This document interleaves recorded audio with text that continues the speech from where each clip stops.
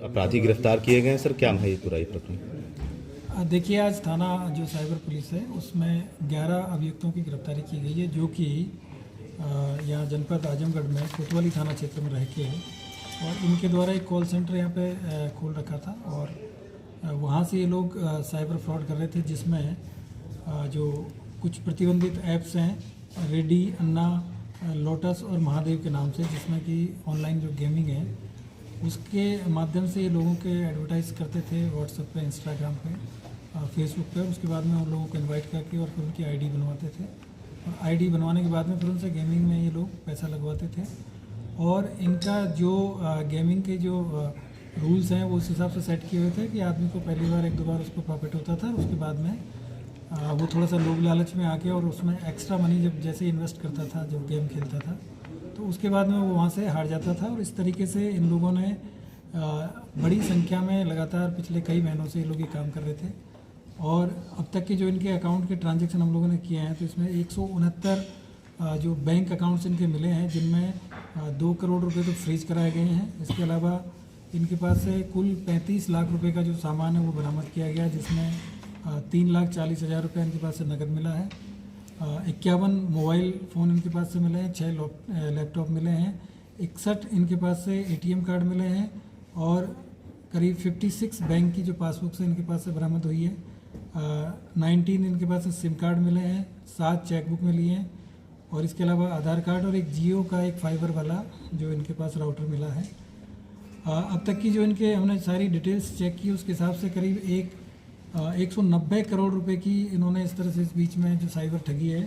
ये gaming apps के माध्यम से की है। और इसमें जो अभियुक्त हैं जो गिरफ्तार किए गए हैं, 11 अभियुक्त गिरफ्तार किए गए, जिसमें 6 बिहार के हैं, नहीं 2 उत्तर प्रदेश से 6 हैं, बिहार से 2 हैं, उड़ीसा से 2 हैं, मध्य प्रदेश से 1 हैं। और इसके अलावा इनके जो विरुद्ध देश में करीब 71 जो साइबर ठगी की जो NCRP जो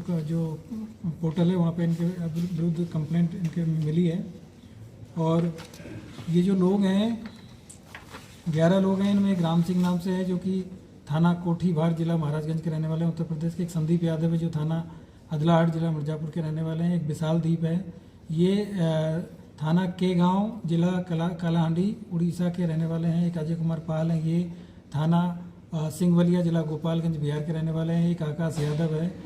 ये थाना चंदबक जौनपुर के रहने वाले हैं। पंकज कुमार पांडे हैं, ये थाना बरगी जिला मध्य प्रदेश के जबलपुर मध्य प्रदेश के रहने वाले हैं। प्रदीप छात्रीय हैं, ये थाना बंगो गुंडा जिला ये बलांगीर उड़ीसा के रहने वाले हैं। इसके अलावा विकास यादव है, ये थाना अदलाहाट ये मिर्ज़ापुर के हैं। आनंदी कुमार यादव हैं, ये थाना कटोरिया जिला बांका बिहार के रहने वाले हैं। मिर्जा उमर बेग ये थाना सरायमीर जनपद आजमगढ़ के रहने वाले हैं। इसके अलावा एक अमित गुप्ता हैं जो कि कोठीवार जिला महाराजगंज के रहने वाले हैं। और इन सब इनके जो साथी हैं, 2 साथी इसमें वांछित भी किए गए हैं, एक विनय यादव हैं और एक सौरभ है जो कि एक बनारस के रहने वाले हैं। और एक का भी एड्रेस हम लोगों ने आइडेंटिफाई इनका करना शेष है।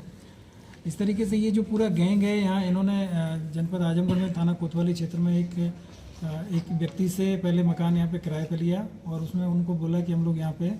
कुछ ऑनलाइन क्लासेज लेते हैं, तो उस तरह से इन्होंने ऑनलाइन क्लासेस के नाम से यहाँ पे रूम किराए पे लिया। और फिर ये लोग वहाँ से बाहर मतलब ये जितने भी लोग हैं ये सब अलग अलग जगह से ट्रेनिंग दे के इन लोगों को यहाँ पे लाया गया था। और यहाँ पे ये 24/7 इनका जो गेमिंग का जो काम था वो चलता था। रात में भी इनकी ड्यूटी रहती थी और दिन में भी ड्यूटी रहती थी। अभी तक जो लोग पकड़े गए हैं प्रथम दृष्टया ये वो लोग हैं जो कि एक्चुअल में उस पोर्टल को हैंडल करते थे और जो भी बेनिफिट होता था उसको फिर ये लोग इनके पास जो अकाउंट्स थे उन अकाउंट्स में ट्रांसफ़र करते रहते थे। और कई लेयर में जाके फिर ये लोग लास्ट में उनमें से जो पैसा है उसको अपने जो बेनिफिशरी जो लोग थे इनके, जिनका सबसे ज़्यादा इन्होंने फ़ायदा उठा रहे थे, उनके अकाउंट में ये लोग उसको जो अमाउंट होता था उसको ट्रांसफ़र कर देते थे। और ज़्यादातर इस तरह के जो केस में जो नई उम्र के लोग हैं, कुछ लोग इसमें ये समझते थे कि भाई गेम खेलते हैं कुछ पैसा मिल जाएगा, 1-2 बार उनको प्रॉफिट होता था, उसके बाद में जैसे प्रॉफिट हुआ तो वो लोग फिर ज़्यादा इसमें धनराशि लगाते थे। और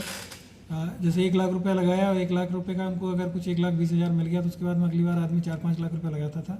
और दोबारा फिर उसका सारा का सारा पैसा ये लोग उसमें से उस तरह का इन्होंने उसमें जो प्रोग्रामिंग किया हुआ था उस गेम के अंदर कि आप 2-3 बार में अगर पैसा कमा लियो तो अगली बार फिर आप कमा नहीं पाएंगे। और इनके बाद में उस चीज़ का ये भी था कि अगर कोई व्यक्ति गलती से ज़्यादा पैसा इसमें कमा लिया, जैसे एक केस इसमें इन्होंने बताया है कि उन्होंने पहले 1 लाख रुपया लगाया, फिर उसके बाद मैं वो जीत गए। तो फिर इनको थोड़ा सा लगा कि उसके बाद फिर उससे दोबारा इन्होंने और पैसा उसको मोटिवेट किया। और ये जो लोग गेम खेलते थे उनके मोबाइल नंबर्स भी इनके पास में होते थे, उनको व्हाट्सअप के माध्यम से कांटेक्ट भी करते थे, उनको मोटिवेट भी करते थे कि भाई ठीक है आपने बहुत अच्छा खेला है और अब लगाइए। जैसे ही वो आदमी ज़्यादा पैसे लगाते थे उसके बाद में फिर उसको जो प्रॉफिट है वो आना बंद हो जाता था। फिर आदमी फिर या तो डिप्रेशन में चला जाता था या फिर उसको कहीं ना कहीं पुलिस में जाके वो कंप्लेन करता था। तो इस तरीके से ये एक लुभावना ये गेम लोगों को खिलाते थे और उनको इमोशनली और उनको जो फाइनेंशियल बेनिफिट दिलाने के नाम पे उनको मोटिवेट करते थे और उसके बाद में उन सब के साथ में फ्रॉड करने का ये काम ये लोग कर रहे थे। और जो फाइनली इनका जो पैसा है इसमें जो भी इन्होंने जो मोबाइल नंबर्स वगैरह ये यूज़ करते थे, इसमें जो कोड होता है जैसे यहाँ पे इंडिया का 91 है, उसी तरीके से इन्होंने श्रीलंका और आसपास की जो कंट्रीज़ है उसके जो ऑनलाइन नंबर्स इन्होंने ले रखे हैं इंटरनेट के माध्यम से, और उसी से ये लोग उनसे कांटेक्ट करते थे जिससे कि इनकी लोकेशन ट्रेस आउट ना हो और ये पता ना चले कि ये लोग कहाँ से गेमिंग का जो काम है वो कर रहे हैं और कहाँ पे इन्होंने अपना कॉल सेंटर खोला हुआ है। तो सारे जो नंबर्स हैं और वो सब इंटरनेशनल कॉलिंग वाले नंबर हैं। और दूसरा जो लोग इन्होंने यहाँ पे लोकल जो हायर किए हुए थे उनका भी ये था कि इनके पास में इतने करीब 51 मोबाइल मिले हैं, तो जो मोबाइल का IMI रन हो गया या जो जिसको यूज हो गया या जिसका सिम यूज हो गया है उसको ये फिर नेक्स्ट टाइम फिर उसको यूज़ नहीं करते थे। और इसके अलावा जो लोगों से सिम एक व्यक्ति यहाँ पे महाराजगंज का जो मिला है वो इनको प्री एक्टिवेटेड जो सिम भी प्रोवाइड कराते थे और कई लोगों से इन्होंने अकाउंट्स भी यहाँ पे खुलवाए हैं। तो इस तरीके से ये काफ़ी ऑर्गेनाइज तरीके से लोग इस चीज़ को काम कर रहे थे और बिल्कुल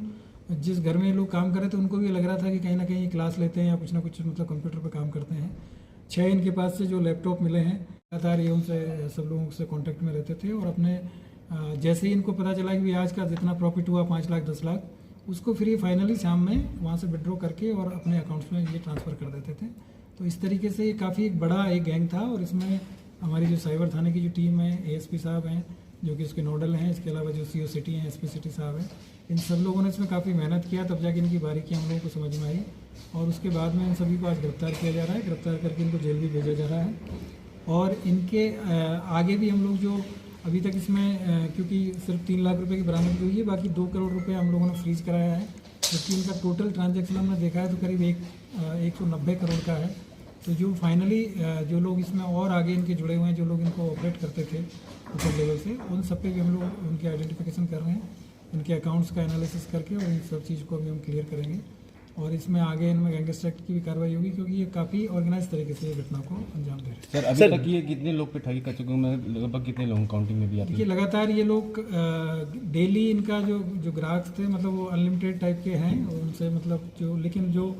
इन्होंने जो पैसा आप देखिए कि इनके इतने ट्रांजैक्शन है कि 190 करोड़ रुपए का ट्रांजैक्शन इनके अकाउंट्स में मिले हैं। तो ये तो हमको प्रथम दृष्टया अभी तक जो इनके अकाउंट डिटेल मिली है जो इंस्टेंटली उससे जानकारी मिली, बाकी हम और इनके अकाउंट का ट्रांजैक्शन कितने हुए हैं उनका एनालिसिस करेंगे और किस किस लोगों ने किन किन टाइम पे इनके साथ में जो इनको मोबाइल का जो डेटा है वो भी हम लोग उसको भी एनालाइज कर रहे हैं कि कितने लोगों से इन्होंने व्हाट्सएप पे और इंस्टाग्राम पे कांटेक्ट किया, किन लोगों ने इनके यहाँ पे ID खोली, कितने रजिस्ट्रेशन इन्होंने कराया, तो उसके आधार पे आगे की जो चीज़ें हैं उसमें की जाएगी। लेकिन सर जिस तरीके से ये पब्लिक से जुड़ा मामला है और इनोसेंट लोग समझ नहीं पाते हैं तो अवेयरनेस के लिए किस तरीके से लोगों को सचेत करना चाहेंगे सर? देखिए मेरा सबसे कहना है आपके माध्यम से कि साइबर फ्रॉड आज की डेट में हम सब लोगों के जीवन में बहुत बड़ी समस्या है और हर आदमी ये चाहता है कि उसको बेनिफिट हो जाए बैठे बैठे। तमाम इस तरह के कॉल्स आते हैं और उसमें ये बोलेंगे कि आपको घर बैठे आप पैसा कमाइए, आप वर्क फ्रॉम होम करके आप पैसा कमाइए। इस तरह के जितने भी प्रलोभन वाले जो कॉल्स आते हैं या आप इंस्टाग्राम पे और जो फेसबुक पे और इसके अलावा जो व्हाट्सएप पे जो तमाम जगह जितने भी जो सोशल मीडिया के प्लेटफॉर्म्स हैं वहाँ पे तमाम इस तरह के एडवर्टाइजमेंट मिलते हैं, यूट्यूब पे इस तरह के एडवर्टाइजमेंट मिलते हैं और उसमें विशेष तौर से जो हमारे नई उम्र के जो लड़के हैं जो कि जो इस चीज़ को समझते भी हैं और उसको लगता है कि बहुत टेम्पटेटिंग ये होता है, वहाँ पे जाके शुरुआत में उनको काफ़ी से कई बार बेनिफिट भी हो जाता है क्योंकि प्रलोभन देने के लिए पहले आदमी को कुछ ना कुछ बेनिफिट देना पड़ता है और उसके बाद में ये लोग उसको फिर इमोशनली और फाइनेंशियली ब्लैकमेल करके और उससे ना केवल पहली बार उससे गेम खिलाते हैं बल्कि उसको इस तरह के जाल में फंसाते हैं कि वो आदमी वहाँ से निकल नहीं पाता है और फाइनली आप सभी देख रहे हो कि लगातार इस तरह की घटनाएं आ रही। तो मेरा आप सबसे ये कहना है आपके माध्यम से जितने भी हमारे जो लोग हैं कि इस तरह के जो भी टेम्पटेटिंग जो चीज़ें हैं उनके बारे में बिल्कुल भी मतलब आकर्षित ना हो। ऐसी जगह ना ही अपना कोई ID बनाए, ना ही अपना बैंक की कोई डिटेल्स दें ना ही इस तरह के लोगों के चक्कर में आए, क्योंकि आपको शुरुआत में हो सकता है बेनिफिट दिखे लेकिन फाइनली बेनिफिट नहीं होगा। इस तरह के तमाम जो ऐप्स हैं, तमाम जो एडवर्टाइजमेंट है वो आपको इंस्टाग्राम पे मिलेंगे, फेसबुक पे मिलेंगे, उनको बिल्कुल भी रिकॉग्नाइज ना करें, उनको बिल्कुल भी आप लोग उसमें कहीं भी कोई लिंक है उसको क्लिक ना करें, कहीं भी जाके उसमें डिटेल में अपना जो मोबाइल नंबर है, अपना अकाउंट नंबर की डिटेल है, ये सब चीज़ें बिल्कुल भी ना दें और इस तरह की चीज़ों में बिल्कुल भी ना फंसे, क्योंकि फाइनली इसका रिजल्ट यही होता है कि पहले हमारा पैसा जाएगा, फिर आएगा, फिर उसके बाद में फिर वापस कभी नहीं आएगा। ठीक।